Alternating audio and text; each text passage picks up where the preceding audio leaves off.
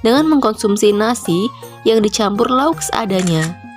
Lauk yang digunakan ini diambil dari bahan-bahan yang murah dan mudah didapat seperti tahu, tempe, toge, mentimun, dan kecap manis.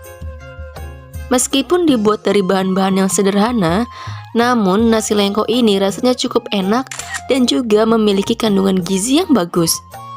Maka dari itu, meskipun kondisi ekonomi sudah membaik, orang-orang masih tetap mengkonsumsinya hingga saat ini. Penamaan nasi lengko ini sangat berkaitan erat dengan sejarahnya. Istilah lengko ini diambil dari kata langka yang berarti jarang atau sedikit. Istilah ini merujuk kepada jumlah lauk yang digunakan di nasi lengko yang sangat sedikit karena kesulitan ekonomi pada masa itu. Ada juga mengatakan jika kata lengko di sini merujuk pada kata leko